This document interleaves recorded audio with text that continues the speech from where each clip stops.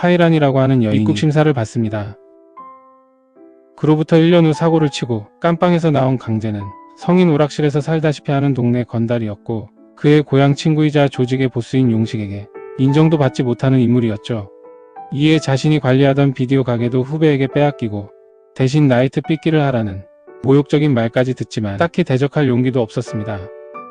심지어 후배로부터 무시를 당하고 한때 친구였던 보스에게 무자비하게 맞으면서도 능력도 깡도 없는 강재는 이 바닥을 떠날 수 있는 길이 없어 보였죠. 그렇게 용식에게 두들겨 맞은 강재는 용식이 관리하는 술집에 위로 차왔습니다. 근데 마침 경쟁 조직원이 그 술집에 와 있었고, 이를 본 용식은 그 조직원이 혼자 있을 때 그를 폭행하는데 그 정도가 너무 심해 상대가 죽고 말죠.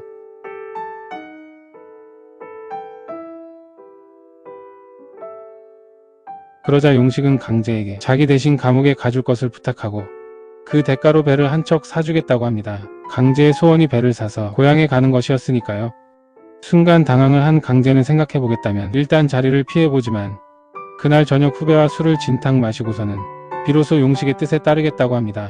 다음날 아침 경찰들이 강재의 집을 찾아와서 그의 신분을 확인합니다. 그러자 강재는 올 것이 온 듯 마음의 준비를 하는데 자신의 부인이 사망했다는 소식을 듣게 되죠. 강재에게는 강백란이라는 부인이 있었습니다. 1년 전 입국 심사를 받은 파이라는 그녀의 유일한 친척이 있다는 곳을 찾아 인천의 차이나타운으로 오게 됩니다. 하지만 그녀의 친척은 이미 캐나다로 떠난 뒤였고, 졸지에 연고가 없어져 버린 파이라는 중국을 가도 아무도 없긴 마찬가지였죠. 그렇게 파이라는 오도 가도 못하는 처지가 되고 그저 막막함의 길을 걷다가 문득 인력사무소 간판을 발견하게 됩니다. 그렇게 파이라는 이를 구하기 위해 안으로 들어서게 되고, 그녀를 본 상담사는 그녀가 체류기간이 짧아야 일을 할 수 없다고 하지만 이내 그녀의 예쁜 얼굴을 보자 국제결혼을 권유해보기로 하죠. 한편 이때 강재는 돈을 받고 인력사무소에 자신의 호적을 팔았고, 시기가 맞았던 이 둘은 그렇게 서류상의 부부가 되었습니다. 상담사의 권유를 승낙한 파이라는 처음 남편을 만나 강재의 얼굴을 그 자리에서 보게 되고 그가 줬다던 마오라를 건네받기도 하죠. 이후 강재의 후배이자 브로커는 파이란을 데리고 시골 노래방으로 왔습니다. 그리고 그 사장에게 도우미로 소개하지만 이내 그녀가 결핵임이 알려지게 되죠. 그러자 사장은 기겁을 하며 그녀를 내쫓고, 이에 당황한 브로커는 어쩔 줄 몰라 하다가 인근 인력사무소를 통해 알게 된 그녀를 떠넘기고는 그냥 가버리고 말죠. 그리고 인력사무소에 지불하는 소개비는 파이란이 매달 나눠서 내는 조건이었습니다. 그렇게 말도 통하지 않은 채 남겨진 파이란. 그나마 다행인 건 주인 할머니의 좋은 마음씨였지만 이내 씻기 위해 튼 수도꼭지에서 눈물이 나오자 그동안 참았던 눈물이 터지고 말죠. 하지만 그녀는 부지런함으로 할머니의 일을 도왔고, 이에 주인 할머니는 그녀를 따뜻하게 보살피며 나름의 평화로운 시절을 보내게 됩니다. 아내가 죽었다는 경찰의 말에 강재는 시신을 수습하러 가게 됩니다. 그리고 가는 기차 안에서 자신의 아내인 강백란, 아니 파이란의 얼굴을 처음 보게 되고 그녀가 고아였다는 것과 한국에 있는 이모를 찾아왔다는 것을 알게 되었습니다. 이에 강재는 자신은 그녀에 대한 존재를 몰랐음에도 그녀는 자신을 바라보고 있었다는 것에 대한 미안함과 당시 그녀의 삶이 힘들었다는 것이 동시에 느껴져서 그의 마음은 무거워지기 시작했죠. 그리고 어느덧 열차는 도착해서 강재는 숙소로 향하고 있었고, 도중에 양복 한 벌을 맞추고는 고인에 대한 예의를 갖춰보기도 합니다. 간혹 집으로 찾아온 단속원이 남편의 이름을 물으면 파이라는 이강재라고 또렷이 대답을 합니다. 아직 한 번도 보지 못한 그저 서류상의 남편이었지만 그녀는 항상 강재에게 고마워하며 그를 특별한 존재로 여기고 있었죠. 그럼 파이라는 한국말을 공부해가며 그에게 편지를 써보기도 하고 칫솔을 살 때도 그의 것을 사며 흡족해 했습니다.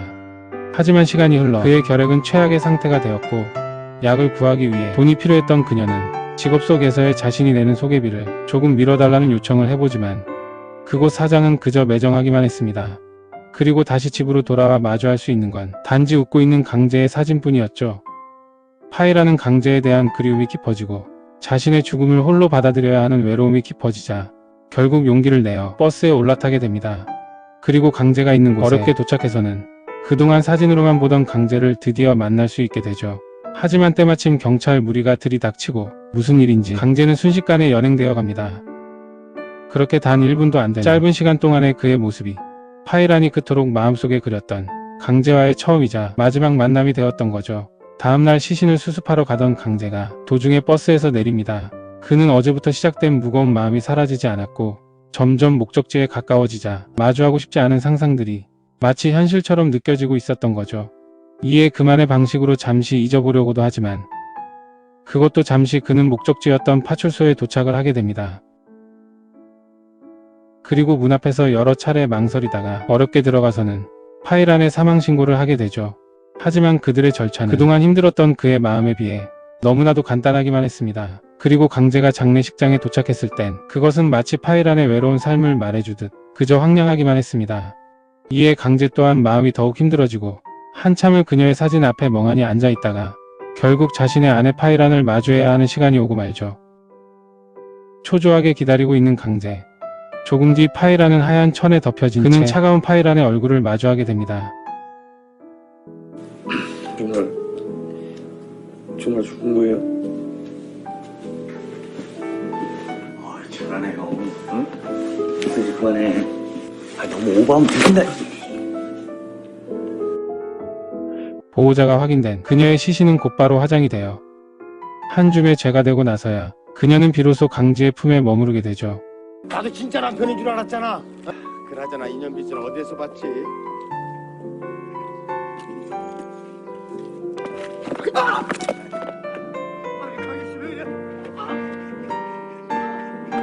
그녀의 유골함을 집으로 데려가기로 하고 가는 길에는 그녀가 지냈던 곳을 들르기도 합니다.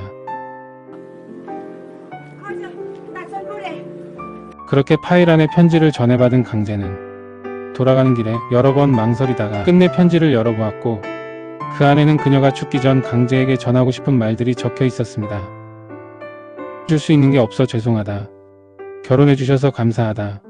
당신의 아내로 죽는 게 응석 같아 죄송하다 등 그 내용은 대개가 미안하고 고맙다는 말이었고 그 속에는 그녀가 얼만큼 강재를 그리워하고 있었는지도 알 수 있었습니다.